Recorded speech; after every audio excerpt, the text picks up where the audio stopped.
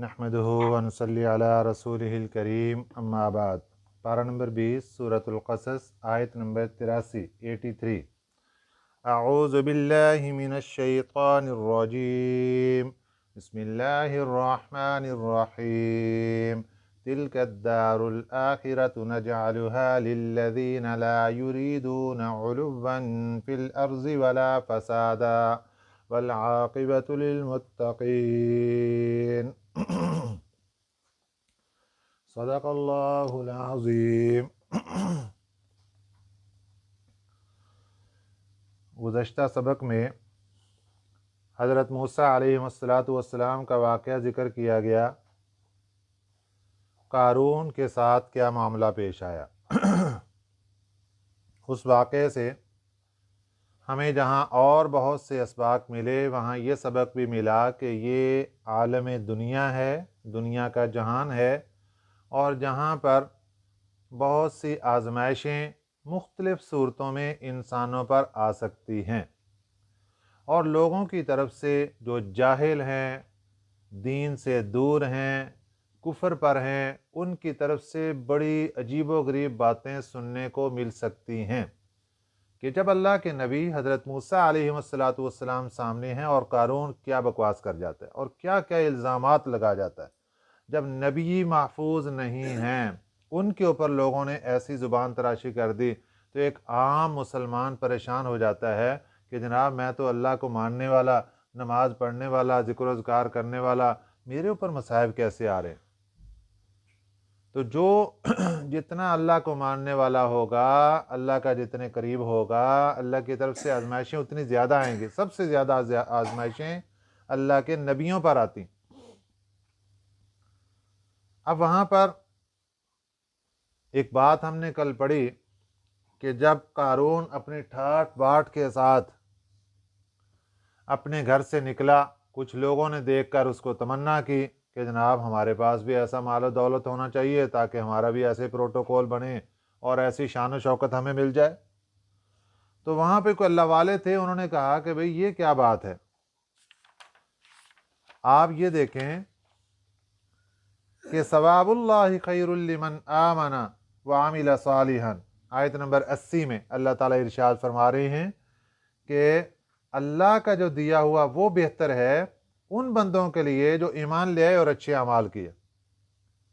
اب اللہ کا دیا ہوا کیا ہے؟ یہ دنیا میں بھی اللہ کی عطا ہے اور آخرت میں اللہ کی کیا عطا ہوگی، اس کا تذکرہ آیت نمبر 83 سے سٹارٹ ہو رہا ہے۔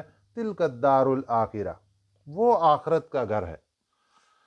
دنیا میں جو اللہ تعالیٰ نے ہمیں رہائش دی ہے یہ بالکل عارضی ہے، یہ ایک مہمان خانے اور سرائے سے زیادہ اس کی ویلیو نہیں ہے۔ اصل رہائش آخرت کی ہے۔ حضرت آدم علیہ السلام ہمارے جد امجد وہ جنت میں رہائش پذیر تھے، ہمارا اصل گھر جنت میں ہے۔ تلک الدار الآخرہ، وہ آخرت کا گھر ہے۔ نجعلھا، ہم نے بنایا ہے اس کو، لا یریدون علوا، نجعلھا للذین، ہم نے بنایا ہے اس کو للذین، ان لوگوں کے واسطے، لا یریدون، جو نہیں چاہتے، علوا، اپنی بڑھائی کو، فی الارض، زمین میں، ولا فساد، اور نہ فساد چاہتے ہیں۔ دو شرطیں اللہ تعالیٰ نے لگائی ہیں۔ آخرت کا گھر کس کو ملے گا؟ جنت کا گھر کس کو ملے گا؟ فرمایا اس کو ملے گا جو دنیا میں اپنی بڑائی نہیں چاہتا، یعنی تکبر نہیں کرتا۔ تکبر مختلف وجہ سے ہو جاتا ہے۔ کسی کے پاس پیسہ زیادہ آ گیا، وہ پیسے کی وجہ سے تکبر کر جاتا ہے۔ کسی کے پاس علم زیادہ آ گیا، وہ علم کی وجہ سے تکبر کر جاتا ہے۔ اور کسی کے پاس تعلیم زیادہ آ گئی، وہ تعلیم کی وجہ سے تکبر کر جاتا ہے۔ کسی کو اللہ نے حسن و جمال دے دیا، وہ حسن و جمال کی وجہ سے تکبر کر جاتا ہے۔ کسی کی اولاد پڑھ لکھ گئی، وہ اولاد کی وجہ سے تکبر کر جاتا ہے۔ تکبر کس چیز کا نام ہے؟ کہ اپنے آپ کو بڑا سمجھنا اور دوسروں کو حقیر اور ذلیل سمجھ لینا کہ بھائی بس سب کچھ تو میں ہوں، باقی سب تو اندھے فقیر ہیں، ان کو کسی کا کوئی پتہ نہیں کسی کو. یہ ہے تکبر، اور یہ اللہ کو ناپسندیدہ ہے. فرمایا جو بندہ آخرت کا گھر چاہتا ہے اس کے لیے پہلی شرط یہ ہے کہ وہ تکبر اس کے خانے کے اندر نہ ہو، اس کی ڈائری میں تکبر کا لفظ نہیں آنا چاہیے. اگر اس کی ڈائری میں تکبر کا لفظ آئے گا تو پھر اس کا آخرت کا گھر ختم ہو جائے گا. تکبر کرنے والے کو آخرت کا گھر نہیں ملے گا. تکبر روحانی بیماری ہے، وہ بیماری جو نظر نہیں آتی. اور دوسری بیماری اللہ نے کیا کاؤنٹ کروائی؟ ولا فسادہ، کہ وہ فساد بھی نہیں چاہتے. فساد کس کو کہتے ہیں؟ کہ گناہ کا کام کرنا، ظاہری گناہ، وہ سب کے سب فساد کے اندر آتے ہیں. چاہے وہ کسی کو تکلیف دے کر گناہ کر رہا ہو، چاہے اللہ کی نافرمانی کسی اور طریقے سے کر رہا ہو، سب چیزیں فساد کے اندر آتی ہیں.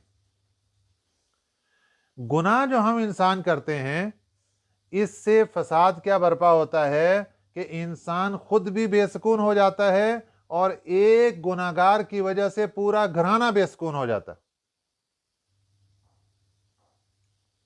حضرت موسیٰ علیہ السلام کے زمانے میں قحط پڑ گیا، بارش نہیں ہو رہی.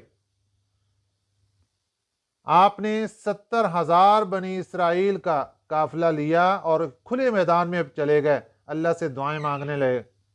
دعائیں مانگ رہے ہیں اور دھوپ تیز ہو رہی ہے، بادل کا نام و نشان نہیں، بارش نہیں آ رہی. عرض کیا یا الہ العالمین، ہم دعائیں مانگ رہے ہیں، دعا قبول کیوں نہیں ہو رہی؟ اللہ تعالیٰ کی طرف سے پیغام ملا کہ اے میرے پیارے کلیم، آپ کے اس مجمع میں ایک بندہ ایسا ہے کہ 40 سال ہو گئے اس نے مجھ کو ناراض کر کے رکھا ہے. اس کی نحوست ایسی ہے کہ 70,000 بنی اسرائیل کے لوگ دعائیں مانگ رہے، اور دعا کروا کون رہا ہے؟ اللہ کے نبی حضرت موسیٰ علیہ السلام. اور دعا قبول کیوں نہیں ہو رہی؟ کہ وہ 40 سال کا گناہگار بندہ اس مجمع میں موجود. اللہ کی طرف سے اعلان ہوتا ہے کہ جب تک یہ مجمع میں موجود ہے ہم تمہاری دعا قبول نہیں کریں گے. اعلان کروا دو، نکل جاؤ اس مجمع سے. جب اعلان ہوا، وہ 40 سال والے کو پتا چل گیا میں ہی مجرم ہوں. بندے کو اپنا آپ کا تو پتا ہے نا میں کیا ہوں، باقیوں سے تو چھپا لے گا، لیکن اس کو اپنے آپ کو پتا ہے کہ میں کیا ہوں. جیسے ہی اعلان ہوا، اندر ہی اندر اللہ سے رابطہ کیا، اللہ جی آج تک آپ نے پردہ رکھا، میں دل سے توبہ کرتا ہوں، مجھے معاف کر دیجئے. بارش برسنا شروع ہو گئی. حضرت موسیٰ علیہ السلام انتظار کر رہے ہیں مجمع سے بندہ کوئی نکلے گا، اللہ بارش عطا فرمائیں گے. مجمع سے بندہ بھی کوئی نہیں نکلا اور بارش آ گئی. یا اللہ یہ کیا ماجرا ہے، بندہ تو کوئی بھی نہیں نکلا. اب دوبارہ وحی آئی، یا میرے پیارے کلیم، جس بندے کی وجہ سے ہم نے آپ کی دعا کی قبولیت کو روک رکھا تھا، اسی بندے کی وجہ سے دعا قبول کر لی اور بارش عطا کر دی. یہ ہے اللہ کی رحمان ہونے کا دلیل، یہ ہے اللہ کی رحمت. پہلے وہ گناہگار تھا، مجرم تھا، اب اس نے توبہ کر کے مجھ سے صلح کر لی ہے.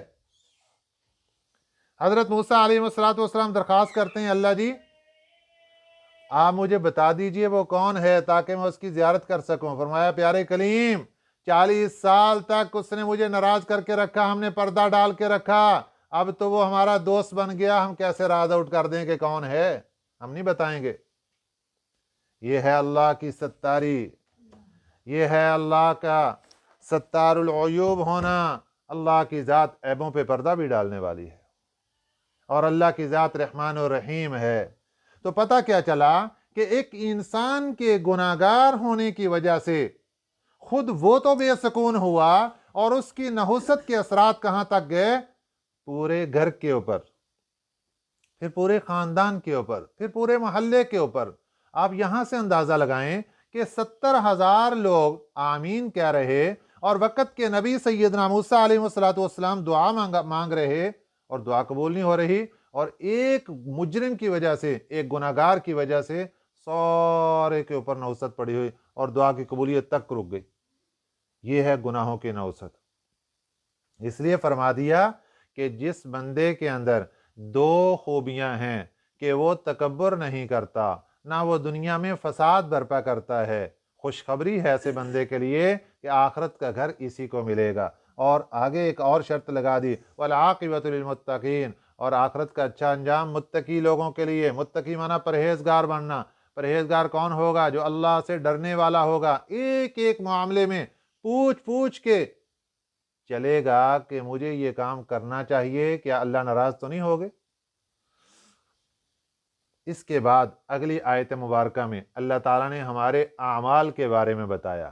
اعمال دو قسم کے لوگ کرتے ہیں، لوگ نیک کام بھی کرتے ہیں، برے کام بھی کرتے ہیں۔ اللہ فرماتے ہیں من جاء بالحسنۃ، جو بھی لے کر آئے گا نیکی، دنیا میں نیک اعمال کیے اور ہمارے پاس نیک اعمال لے کر پہنچا، ایک نیکی لے کر آئے گا، فَلَهُ خَيْرٌ مِّنْهَا، اس کے لیے بہتر ہوگا اس سے۔ کیا مطلب؟ عمل تو ایک ہے، نیکی تو ایک ہے، بنتا تو ایک کا اجر ہے، لیکن ہم اس سے بہتر اس کو دیں گے۔ نیک اعمال کی برکت دیکھیے، اس سے بہتر دیں گے، یہ وعدہ فرما رہے ہیں اللہ تعالیٰ۔ ایک نیکی لے کر آؤ گے، ہم اس سے بہتر دیں گے۔ اللہ جی کتنا بہتر ہوگا؟ فرمایا من جاء بالحسنۃ فلہ عشر امثالھا، جو ایک نیک عمل لے کر آئے گا، ہم 10 نیکیاں اس کے کھاتے میں لکھوا دیں گے، 10 گنا بڑھ جائے گا۔ اور پھر اگر وہ بندہ اخلاص کا مظاہرہ کر جاتا ہے، اللہ کو راضی کرنے کی نیت مزید کر لیتا ہے، صرف لوگوں سے چھپا کر صرف اللہ کو دکھاتا ہے، اس کا نیک عمل اور بڑھ گیا، 100 تک چلا گیا، 700 گنا تک۔ اور پھر رمضان المبارک میں اگر وہ عمل کیا تو وہ کئی گنا اور بڑھ گیا اس کا ثواب، رمضان المبارک کی رحمتوں اور برکتوں کی وجہ سے۔ من جاء بالحسنۃ، اللہ اپنا قانون بیان کر رہے ہیں، جو بندہ ایک نیکی لے کر آئے گا، فَلَهُ خَيْرٌ مِّنْهَا، اس کے لیے بہتر ملے گا، اس کو اس سے بہتر ملے گا۔ وَمَن جَاءَ بِالسَّيِّئَةِ، اور جو لے کر آئے گا گناہ، بالسیئہ گناہ لے کر آئے گا، برائی لے کر آئے گا، فَلَا يُجْزَى، نہیں بدلہ دیا جائے گا، الذین، ان لوگوں کو، عَمِلُوا السَّيِّئَاتِ، جنہوں نے برے اعمال کیے، الا ما كانوا يعملون، مگر وہ جو عمل کرتے تھے۔ برائی کا بدلہ ایک ہی ملے گا، گناہ ایک کیا، ایک کھاتے میں لکھا جائے گا۔ یہ اللہ تعالیٰ کی رحمت ہے کہ اللہ تعالیٰ ایک نیکی کو 10 گنا کاؤنٹ کرتے ہیں، اور گناہ اگر ہو جاتا ہے تو اس کو ایک گناہ ہی کاؤنٹ کرتے ہیں، اس میں بھی اگر توبہ کر لیتا ہے بندہ تو اللہ اس کو بھی معاف فرما دیتے ہیں۔ اگلی آیت مبارکہ، آیت نمبر 85، ہمارے پیارے پیغمبر سید الاولین والآخرین، امام الانبیاء، حضرت محمد رسول اللہ صلی اللہ علیہ وسلم اپنی 53 سالہ زندگی مکہ مکرمہ میں گزارتے ہیں۔ مکہ کے لوگوں نے آپ کو بہت پریشان کر دیا، تکلیفیں بہت زیادہ دیں، ایمان لانے والوں کو بڑی تکلیفیں پہنچائیں۔ آپ صلی اللہ علیہ وسلم بہت غمگین اور رنج زدہ ہو گئے۔ اللہ کی طرف سے حکم ہوتا ہے، اے میرے پیارے پیغمبر صلی اللہ علیہ وسلم، آپ مکہ مکرمہ چھوڑ دیجئے اور ہجرت کر کے مدینہ طیبہ تشریف لے جائیے۔ حضرت ابوبکر صدیق رضی اللہ تعالیٰ عنہ کو ساتھ لیا اور آپ مکہ مکرمہ سے ہجرت کر کے مدینے کی طرف چل پڑے، بار بار بیت اللہ کی طرف دیکھ رہے، آنکھوں سے آنسو جاری، اے بیت اللہ، تجھے چھوڑنے کو جی نہیں چاہ رہا، لیکن یہ ظالم لوگ مجھے رہنے نہیں دے رہے، یہاں بہت تنگ کر دیا انہوں نے مجھے۔ آپ نے مکہ مکرمہ سے مدینہ طیبہ آنے کے لیے غیر معروف راستہ اختیار کیا، جو کہ عام شارع نہیں تھی، وہ راستہ اختیار کیا جس پہ عام لوگ نہیں چل رہے تھے، کیونکہ دشمن کا خطرہ بہت زیادہ تھا۔ آپ درمیان کے کسی راستے سے آپ تشریف لے آئے ہجرت کر کے۔ چلتے ہوئے مدینہ طیبہ سے کچھ کلومیٹر پیچھے، کچھ میل پہلے مقام ہے جحفہ، وہاں پر پہنچے۔ وہاں سے آ کر راستہ ایک ہی تھا مدینہ آنے کا، اب پیچھے سے تو الگ الگ راستہ آ رہا تھا، معروف راستہ اور تھا، مشہور راستہ، اور دوسرا اور تھا، آپ چلتے آئے۔ गमगीन तो थे, परेशानी भी थी, दुश्मन का भी खौफ खतरा था, अल्लाह की रहमतें साथ थीं, आप तशरीफ़ ले आए। मकाम जुहफ़ा पे पहुंचे तो एक ही रास्ता जो मारूफ था उस पर आ गए। जैसे ही उस रास्ते पर आपने कदम रखा तो आपकी आंखों से फिर दोबारा आंसू जारी हो गए और दोबारा मक्का की याद दोबारा ताज़ा हो गई। आप एक पहाड़ की चोटी पर चढ़े, मक्का मुकरमा की तरफ रुख किया और फिर मक्का मुकरमा को मुखातब किया, ए अल्लाह के घर बैतुल्लाह, मेरा छोड़ने को जी नहीं चाह रहा था लेकिन जालिमों ने रहने नहीं दिया। बड़े गमज़दा हो गए। अल्लाह ताला ने ये आयत मुबारक नाज़िल फरमाई। मकाम जुहफ़ा के मकाम पर अल्लाह ने ये आयत मुबारक नाज़िल फरमाई और अपने नबी सल्लल्लाहु अलैहि वसल्लम को तसल्ली दी, ए मेरे नबी, परेशान ना होइए, मैं रब आपसे वादा करता हूं कि जिन जालिमों ने आज आपको मक्का से निकाला, एक वक्त करीब आने वाला है, हम आपको मक्का में दोबारा लौटाएंगे और एक फातेह बनकर लौटाएंगे, फिर आप आज़ाद होंगे। आप मक्का में रहना चाहें या मदीना में रहना चाहें, मक्का में आपकी हुकूमत करवा देंगे। इन्नल्लज़ी फ़रज़ अलैकल क़ुरआन, बेशक वो ज़ात फ़रज़ा जिसने फ़र्ज़ किया, अलैका आप पर, अल क़ुरआन कुरान को, जिसने आप पर कुरान फ़र्ज़ किया। कुरान फ़र्ज़ करने का एक मतलब ये कि आप पर कुरान पाक की तिलावत को फ़र्ज़ किया। पारा नंबर 21 की पहली आयत मुबारक, उतलु मा ऊहिया इलैका मिनल किताब, तिलावत करो उसकी जो किताब वही आपके ऊपर नाजिल की गई। तो कुरान की तिलावत का हुक्म दिया गया बकायदा। दूसरा, कुरान फ़र्ज़ करने का क्या मतलब कि कुरान के अहकामात फ़र्ज़ किए गए कि कुरान जो जो कह रहा है उस पर अमल करो।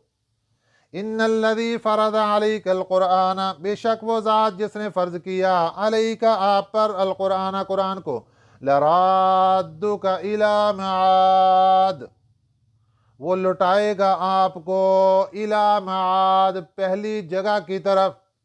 मआद से मुराद यहाँ मक्का मुकरमा है, आपको मक्के दोबारा लौटाएगा, वो अल्लाह वादा कर रहा है, तसल्ली रखें।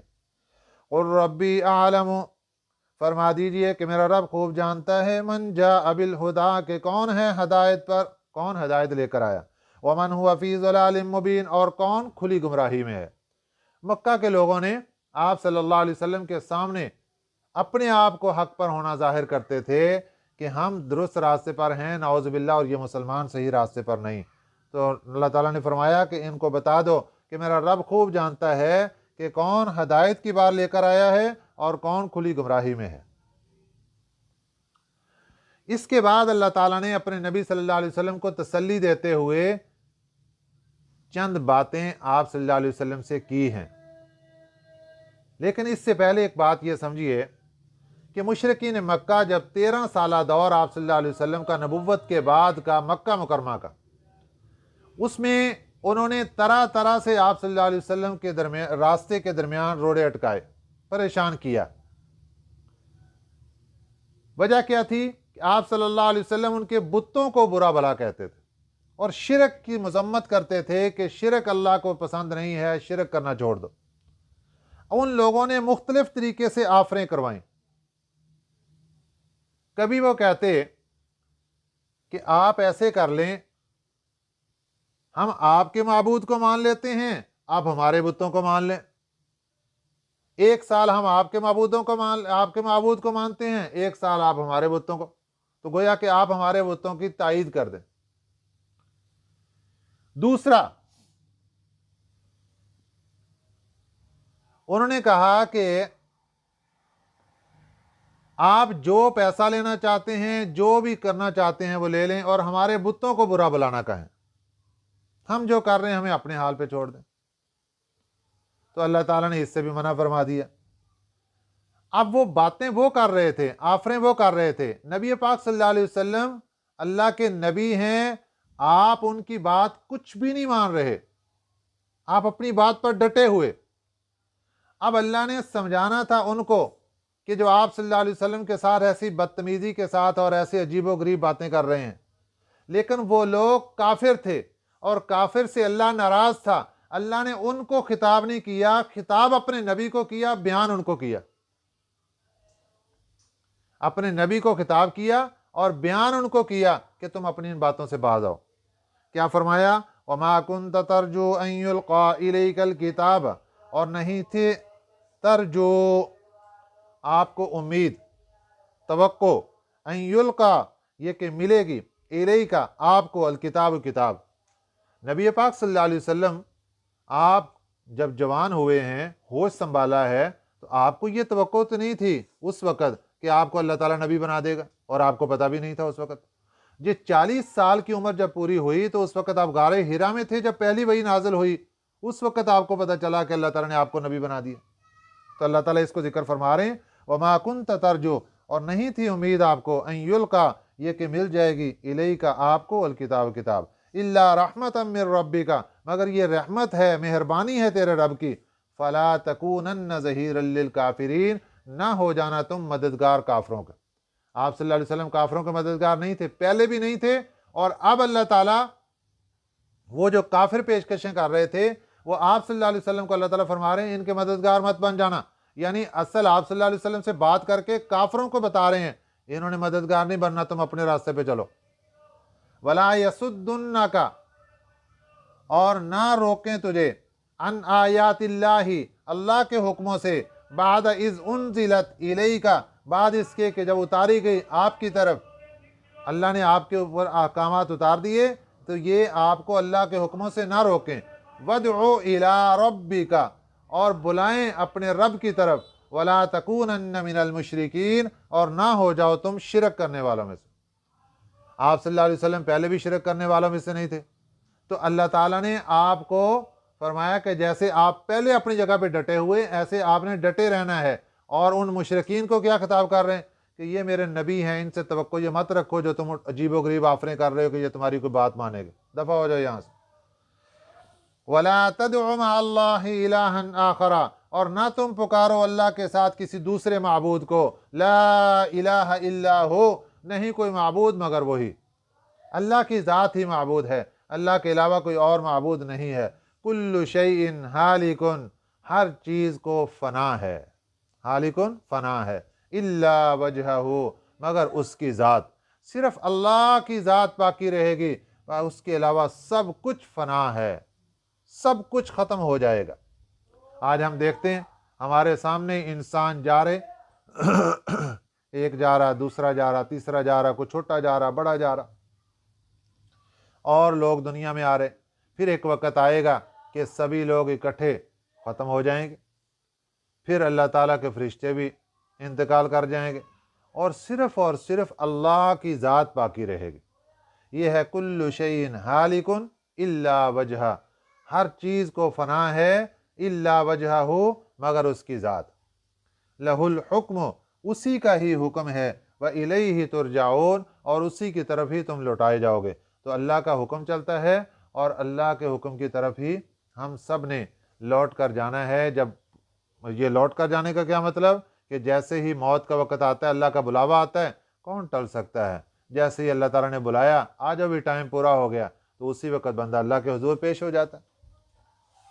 اسی طرح جب مرنے کے بعد قبر میں دفن کر دیا جائے گا تو قیامت کے دن اللہ تعالیٰ کی طرف سے بلاوا آئے گا، اور اس وقت سبھی لوگ اللہ کے دربار میں حاضر ہو جائیں گے، اور پھر اللہ تعالیٰ وہاں پہ حساب و کتاب لے گا۔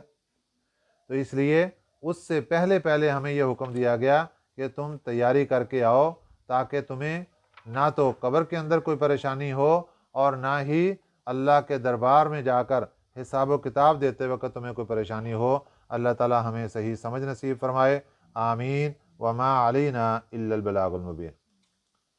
اللہم صلی علی محمد وعلی آل محمد کما صلی